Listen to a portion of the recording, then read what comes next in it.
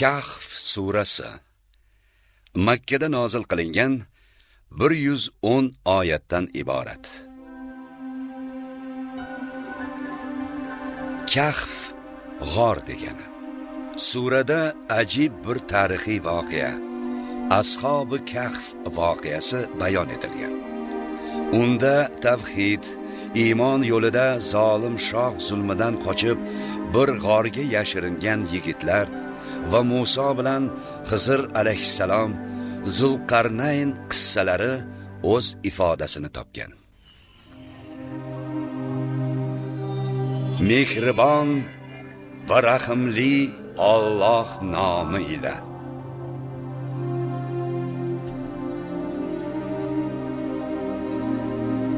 O'z bandasi Muhammadga kitob Qur'onni nozil qilgan zot Allohga hamd. Uni Qur'onni ma'no va mazmunda qing'ir qilmadi, balki u to'g'ri, haq va rostdir.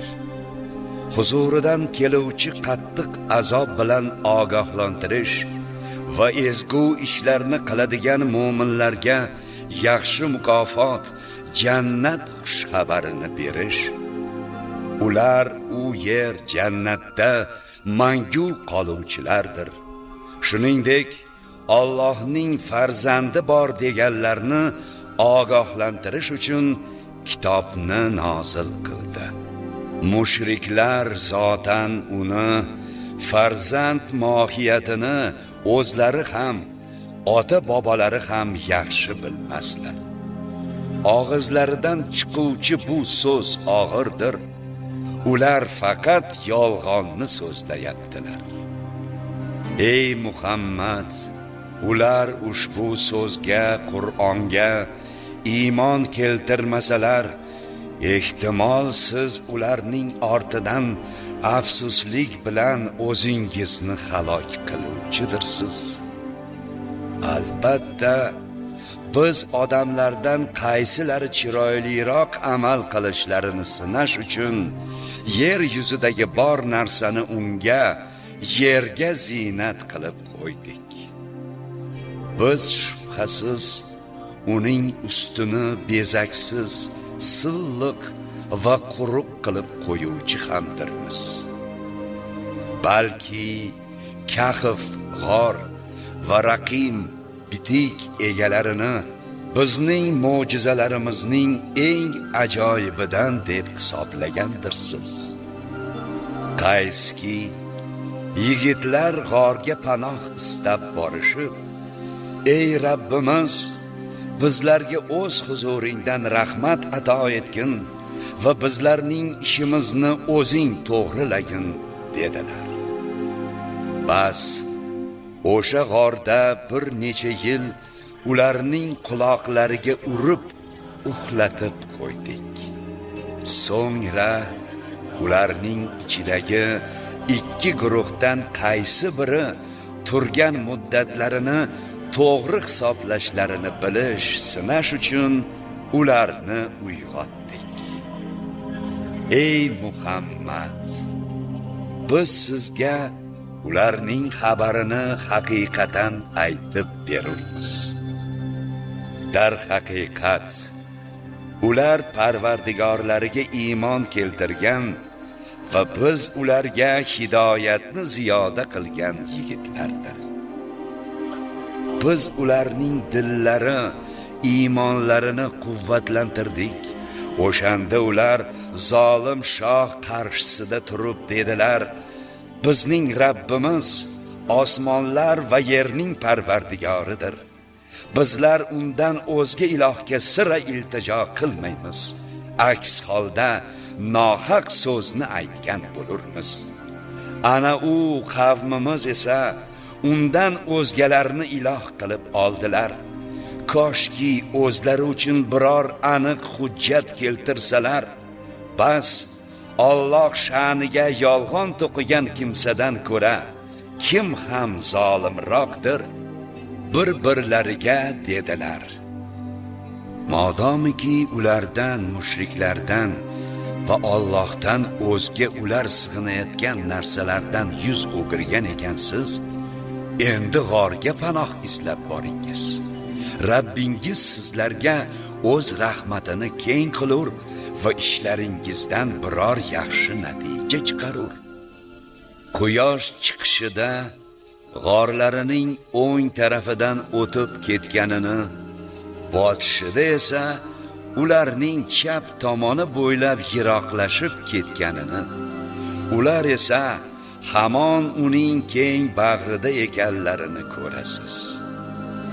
Bu ham Allohning mo'jizalaridan biridir. Kimni Alloh hidoyat etsa, bas o'shagina hidoyat topuvchidir. Kimni adashtirsa, bas uning uchun to'g'ri yo'lga soluvchi do'st topa olmassiz.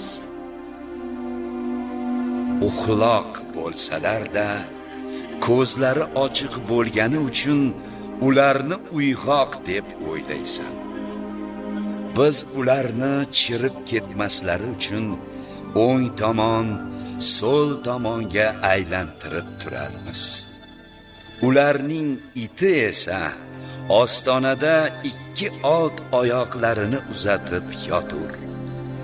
Agar ularni ko'rib qolsangiz, dahshatga tushib, ulardan yuz o'girib qochib ketgan bo'lar edingiz. O'zaro savol-javob qilishlari uchun ularni shu tarzda uyg'otdik. Ulardan biri dedi: "Qancha turdingiz?" Ularning ayrimlari bir kun yoki yarim kun dedilar. Qolganlari esa qancha uxlab turganingizni Rabbingiz bilur. Endi birortangizni shu pulingiz bilan shaharga jo'natingiz. U eng pokroq taomlarni qarab, sizlarga undan ozuqa olib kelsin. U lutf bilan ehtiyotkorona yursin va sizlarni hech kimga sezdirib qo'ymasin.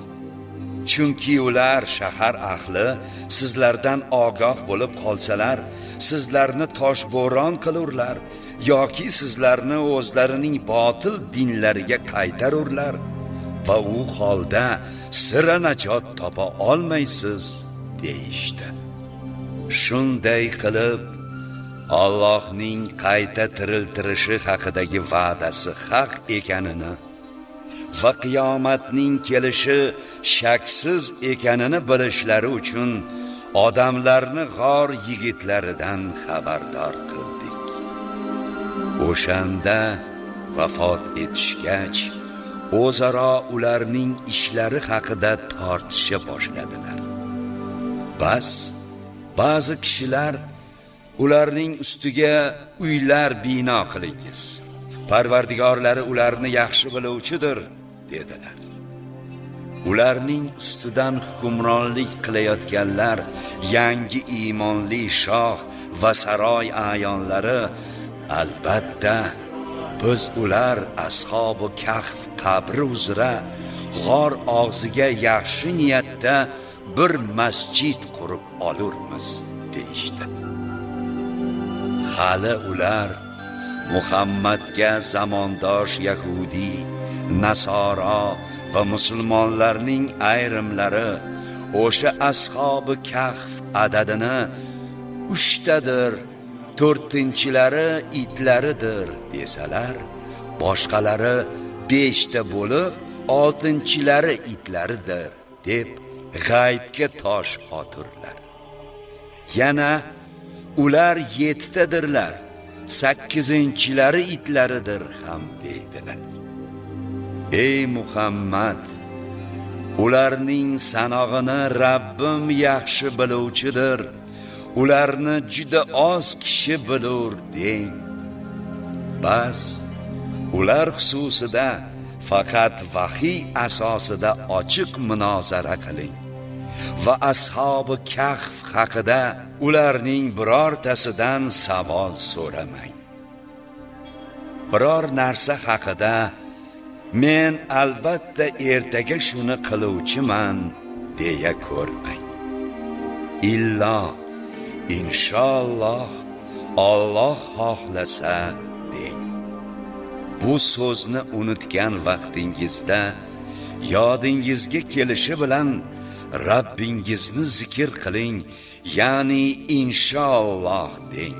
Va shoyat Rabbim meni bundan ham yaqinroq to'g'ri yo'lga hidoyat etsa deng. Ular g'orlarida 300 yil turdilar va yana 9 yilni ziyoda qildilar. Ey Muhammad, ayting, ularning qancha turganlarini Alloh yaxshi biluvchidir. Osmonlar va yerning sirlari faqat unga oiddir.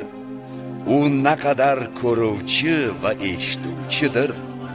Ular odamlar uchun undan o'zga biror do'st yo'qdir. U o'z hukmida hech kimni sherik qilmas. Ey Muhammad, sizga vahiy qilingan Rabbingizning kitobi Qur'onni tilovat qiling. Uning so'zlarini o'zgartiruvchi kuch yo'qdir. Undan o'zga sira panoh topa olmassiz. Siz o'zingizni erta-yu kech Parvardigorlarini yuzini istab, unga iltijo qiladigan zotlar bilan birga sabr qilishga undang. Dunyo hayoti zinatini deb ko'zlaringiz ulardan chetlamasin. Shuningdek, qalbini biz zikrimizdan g'ofil qilib qo'ygan, havoi nafsiga ergashgan va qilar ishi isrofgarchilik bo'lgan kimsalarga itoat etmang. Ayting, bu Qur'on Rabbingiz tomonidan kelgan haqiqatdir. Bas xohlagan kishi iymon keltirsin, xohlagan kimsa kofir bo'lsin. Aniqki, biz zolim kofirlar uchun alangalari ularni qamrab oladigan do'zaxni tayyorlab qo'yganmiz. Agar ular tashnalikka chidamay yalinsalar, eritilgan yog' kabi yuzlarni kuydiruvchi suv berilur. Naqadar yomon ichimlik u, naqadar yomon joy. Iymon keltirgan va solih amallarni qilgan zotlar esa bilib qo'ysinlarki, albatta biz yaxshi amallarni qilgan kishining mukofotini zoye qilmasmiz.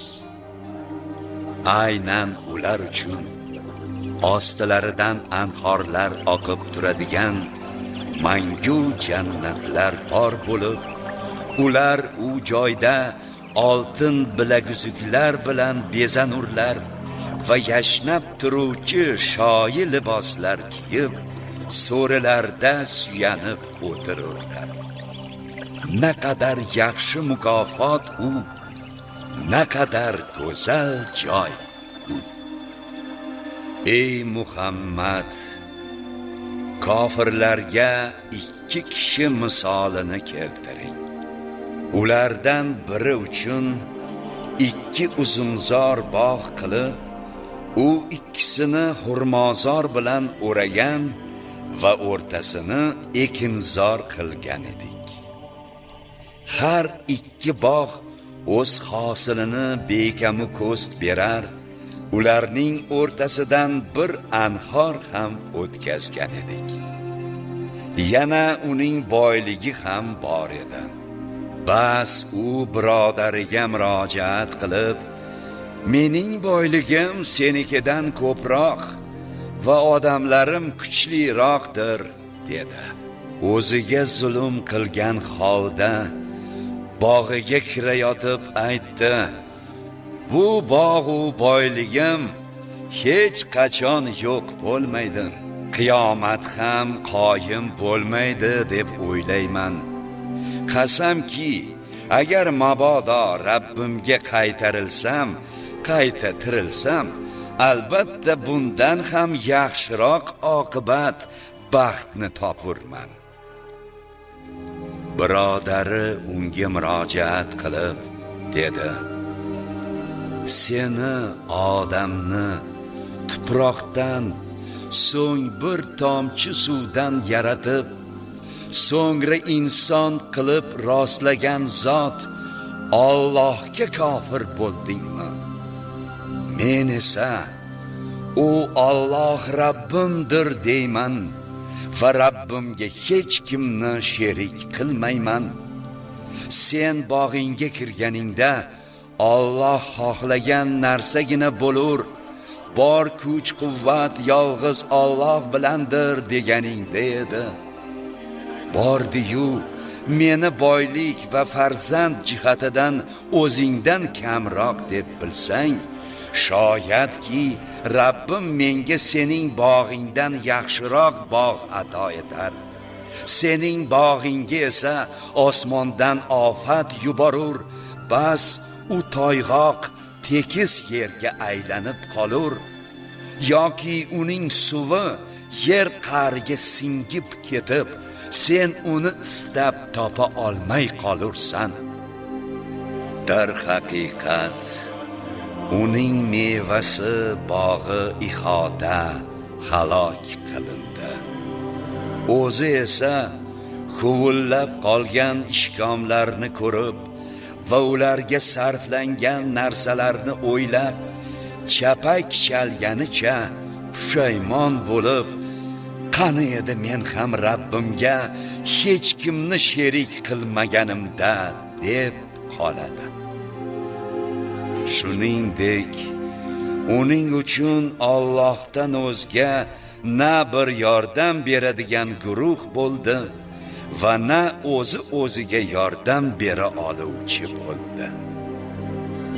U joyda qiyomatda madad faqat haq Alloh ismidadir. U mukofoti yaxshi va oqibati xayrli zotdir. Ey Muhammad, odamlarga dunyo hayoti misolini keltiring. U xuddi bir suv kabidirki, biz uni osmondan yog'dirgach, bahorda u sababli yer o'simliklari bir-biriga aralashib, qalinlashib ketur. So'ngra kuzda shamollar uchirib ketadigan xashakka aylanib qolur. Alloh hamma narsaga qodir zotdir. Mol, mulk, farzandlar dunyo hayotining ziynatidir. Rabbingiz nazdida esa boqiy qoluvchi solih amallar savobliroq va orzu qilishga loyiqroqdir. Tog'larni bulutlardek yurgizadigan va sizlar yerni tep-tekis, tog'u bog'larsiz ko'radigan kunni, qiyomatni eslangiz. U kunda biz ulardan birortasini qo'ymay yig'amiz.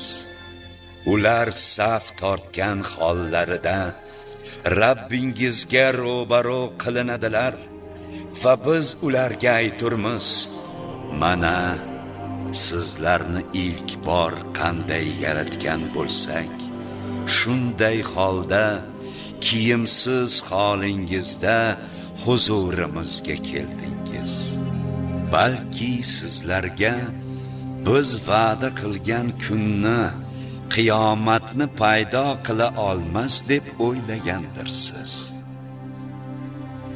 So'ngra har bir kishining nomi a'moli o'z qo'liga qo'yilur. Bas gunohkorlarning unda bitilgan narsalardan dahshatga tushib, holimizga voy, bu qanday kitobki na kichik va na katta gunohni qoldirmay barchasini hisoblab qo'yibdi deyishlarini ko'rursiz. ular qilgan barcha amallarini naqd holda topurlar. Rabbingiz hech kimga zulm qilmas. Eslang ey Muhammad, farishtalarga odamga sajda qiling deyishimiz bilan sajda qildilar. Faqat iblis sajda qilmadi. U jinlardan edi. Bas Parvardigorining amriga bo'yin sunishdan bosh tortdi. Endi sizlar ey odam bolalari, meni qo'yib uni, iblisni va zurriyotlarini do'st tutasizmi? Ular sizlarga dushman-ku. U iblis zolimlar uchun Allohning o'rniga naqadar yomon o'rin bosardi. Men ularni, iblis va uning zurriyotini na osmonlar va yerni yaratishga va na o'zlarini yaratishga guvoh qilgan emasman. Shuningdek, bu yo'ldan ozdiruvchilarni o'zimga dastyor qilib ham olganim yo'q. U kunda, qiyomatda Alloh sizlar mening sheriklarim deb o'ylagan butlaringizni chaqiringiz der. Bas ularni chaqirganlarida ular javob qilmaydilar, chunki biz ularning o'rtalarida halokat chohini, do'zaxni paydo qilib qo'ygan bo'lamiz. Gunohkorlar do'zaxni ko'rib, o'zlarining unga tushuvchi ekanliklarini biladilar, ammo undan qochishga joy topmaydilar. Biz bu Qur'onda odamlarga turli masalalardan bayon qildik. Dar haqiqat, inson ko'p janjal, bahs qiluvchidir. Odamlarga hidoyat kelganda iymon keltirishlaridan va Parvardigordan mag'firat so'rashlaridan to'sgan narsa bu faqat ularga o'tganlarning yo'li halokati kelishi yoki ochiq azob kelishi intizorligidir. Biz payg'ambarlarni faqat xushxabar beruvchi va ogohlantiruvchi sifatidagina yuborurmiz. Kofir bo'lganlar esa botil hujjatlar bilan tortishib, uning yordamida haqiqatni toydirmoqchi bo'lurlar, hamda oyatlarimni va o'zlari ogohlantirilgan narsani, oxirat azobini masxara qilib olurlar. Parvardigorining oyatlari bilan nasihat qilingach, ulardan yuz o'girgan, o'zi qilib o'tgan gunohlarini unutib qo'ygan kimsadan ko'ra kim zolimroqdir? Dar haqiqat, biz Qur'onni anglamasliklari uchun ularning dillarini pardalab, quloqlarini og'ir qilib qo'ydik. Demak, agar siz ularni hidoyatga chaqirsangiz ham sira hidoyatga yurmaslar. Rabbingiz g'afur, mag'firatli va rahim sohibidir. Agar ularni qilgan gunohlari sababli tutganida ularga azobni naqd qilgan bo'lar edi. Yo'q, ular uchun va'da qilingan bir vaqt qiyomat borki, undan o'zga biror panoh topa olmaslar. Ana u shaharlar aholisini zulm qilishgach, halokat paytlarini aniq belgilab qo'yib halok qildik. Musa o'z yigitiga, shogirdi Yufsha ibn Nunga to 2 dengiz qo'shiladigan yerga yetmaguncha yoki uzoq muddat kezmaguncha yurishdan to'xtamayman degan paytini eslangiz. Qachonki u ikkisi ikki dengiz qo'shiladigan yerga yetishgach baliqlarini unutdilar. Bas u baliq dengiz qa'riga yo'l oldi. Bas qachonki u yerdan o'tishgach Muso yigitiga nonushtamizni keltir. Haqiqatan bu safarimizdan juda charchadik dedi. U Yufsha aytdi: buni ko'ring. Biz dengiz sohilidagi qoyaga borib orom olgan paytimizda men baliqni unutibman. Buni sizga aytishni faqat shayton yodimdan chiqardi. U baliq dengizga yo'l olibdi. Ajabo. Muso dedi: mana shu biz istagan narsa edi. So'ngra Xizrni qidirib izlariga qaytdilar. Bas bandalarimizdan bir bandani Xizrni topdilar. Biz unga o'z dargohimizdan rahmat ato etgan va o'z huzurimizdan ilm bergan edik. Muso unga: senga bildirilgan bilimdan menga ham to'g'ri yo'lni ta'lim berishing uchun senga ergashsam maylimi dedi. U Xizr aytdi: aniqki sen men bilan birga ilm muammolariga sabr qila olmaysan. Zotan o'zing egallab xabardor bo'lmagan narsaga qanday sabr qilursan? Muso dedi: inshaalloh sen mening sabrli ekanimni ko'rursan. Men biror ishda senga itoatsizlik qilmasman. U Xizr aytdi: bas agar menga ergashsang, to o'zim senga aytmagunimcha biror narsa haqida mendan so'ramagin. Bas ikkisi yo'lga tushdilar. Borib bir kemaga minishlari bilan Xizr kemani teshib qo'ydi. Muso aytdi: odamlarini g'arq qilish uchun uni teshdingmi? Juda nojo'ya ish qilding-ku. U Xizr dedi: men bilan birga sabr qilishga toqating sira yetmaydi demaganmidim? Muso aytdi: unutganim uchun meni ayblamagin va bu ishim sababli meni mashaqqatga duchor ham qilmagin. So'ngra yana yo'lga tushdilar. Borib bir bolani uchratganlarida Xizr uni qatl etdi.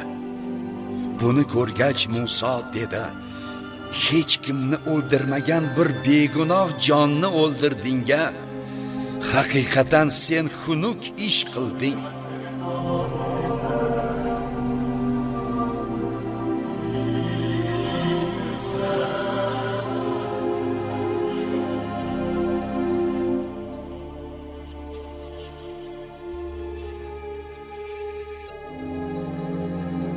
U Xizr dedi: senga men bilan birga sabr qilishga sira toqating yetmas demaganmidim?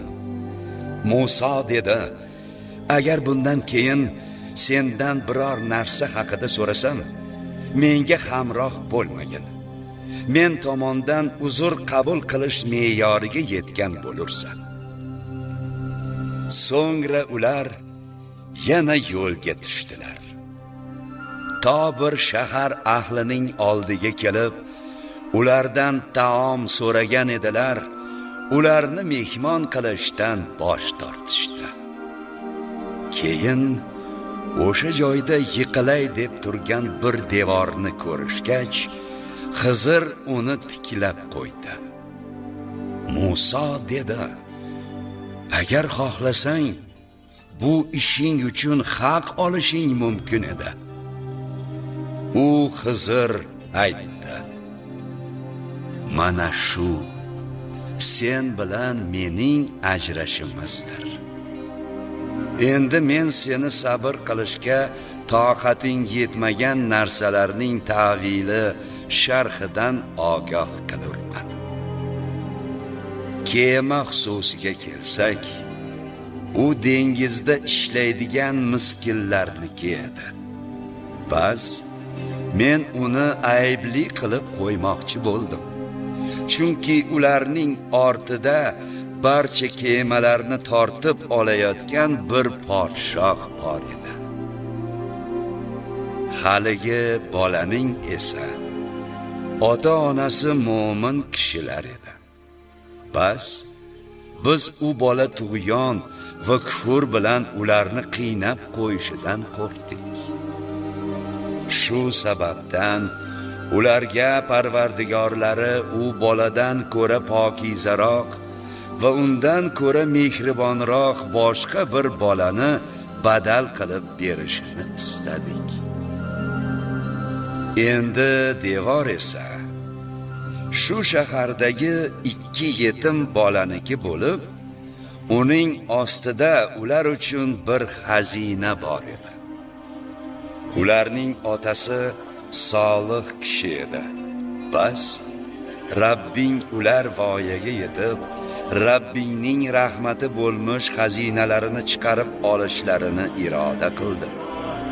Men bu ishlarni o'zimcha qilganim yo'q. Mana shu sen sabr qilishga toqating yetmagan narsalarning ta'vili. Ey Muhammad, sizdan Zulqarnayn haqida so'raydilar.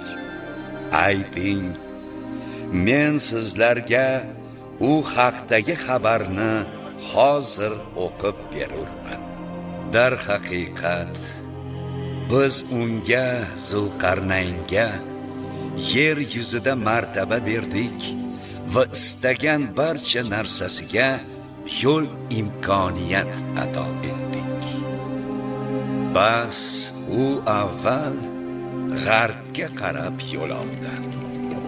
Ketayotib quyosh botadigan joyga yetgach, uning quyoshning bir loyqa yoki qaynoq buloq ortiga botayotganini ko'rdi va buloqning oldida bir qavmni uchratdi. Biz, ey Zulqarnayn, yo ularni azobga duchor qilursan, yoki ularga yaxshi muomalada bo'lursan, dedik. U aytdi, zulm qilgan kimsani albatta azoblagaymiz. So'ngra Parvardigoriga qaytarilgach, u zot uni yanada xunuk azob bilan azoblagay. Endi iymon keltirib, ezgu ish qilgan kishiga kelsak, uning uchun go'zal mukofot jannat bo'lur.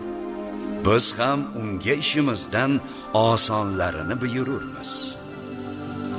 So'ngra u sharqqa qarab yo'l oldi. Ketayotib quyosh chiqadigan joyga yetib borgach, uning quyoshning bir qavm uzra chiqayotganini ko'rdi. Biz ular uchun undan quyoshdan to'suvchi biror parda qilmagan edik. Uning ishi shunaqa. Albatta biz uning huzuridagi ilmlarni ihota qilib olganmiz. So'ngra u yana yo'l oldi. Ketayotib 2 tog' o'rtasiga yetib kelgach, u tog'lar ortida gapni sira anglamaydigan qavmni uchratdi. Ular, ey Zulqarnayn, albatta shu tog'lar ortidagi Yajuj va Majuj qabilalari yer yuzida buzg'unchilik qiluvchilardir.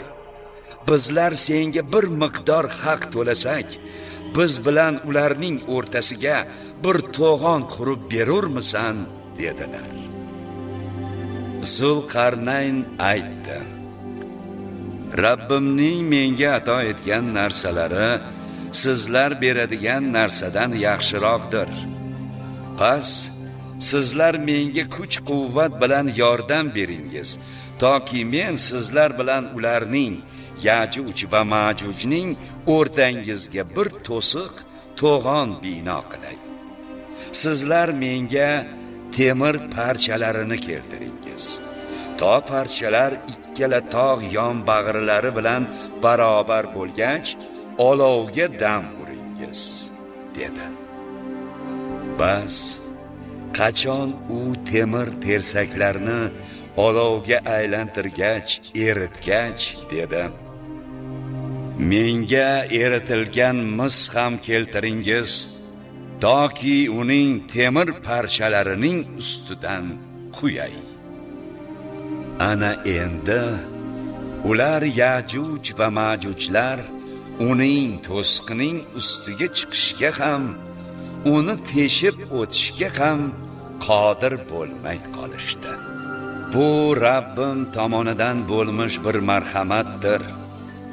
Endi qachonki Rabbimning Yajuj va Majuj chiqadi deb va'da qilgan vaqt kelganida, qiyomat oldidan o'zi u to'siqni tep-tekis qilib qo'yar. Rabbimning va'dasi haqdir, dedi u.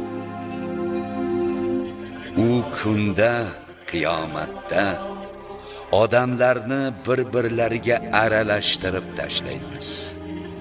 Sur chalingach, ularning barchalarini to'playmiz. U kunda kofirlarga jahannamni namoyish qilamiz.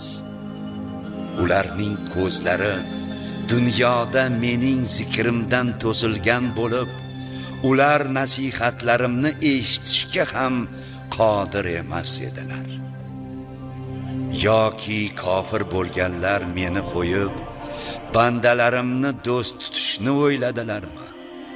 Haqiqatan biz jahannamni kofirlar tushadigan joy qilib qo'ygandirmiz. Ey Muhammad, ayting, sizlarga qilmishlaridan eng ko'p ziyon ko'ruvchilarning xabarini beraylikmi? Ular qilgan sa'yi harakatlari dunyo hayotidayoq yo'q bo'lib ketgan u, ammo o'zlarini ishni chiroyli qilayotgan hisoblaydilar. Ular Parvardigorlarining oyatlarini va u zot bilan muloqotda bo'lishni inkor etishib, butun ish amallari behuda ketgan kimsalardir. Bas, biz qiyomat kunida ular amallari uchun hech qanday vaznni qoyim qilmasmiz. Kofir bo'lganlari hamda oyatlarimni va payg'ambarlarimni masxara qilganlari sababli ularning jazolari o'sha jahannamdir. Albatta, iymon keltirgan va ezgu ishlarni qilgan zotlar uchun Firdavs bog'lari manzil bo'lur. Ular u joylarda mangu qolib, undan boshqa joyga ko'chishni istamaslar. Ayting, bordi-yu dengiz suvi Rabbimning so'zlari, ilmu hikmatlarini bitish uchun siyoh bo'lsa va yana shuncha siyoh keltirsak ham, Rabbimning so'zlari bitishidan ilgari u dengizlar tugab bitar. Ey Muhammad, ularga ayting, dar haqiqat men ham sizlar kabi bir bashardirman. Faqat menga ilohingiz yolg'iz iloh ekani haqida vahiy etilmoqda. Bas, kimki Parvardigori bilan muloqotda bo'lishdan umidvor bo'lsa, u holda ezgu amal qilsin va Parvardigoriga ibodat qilishda hech kimni unga sherik qilmasin.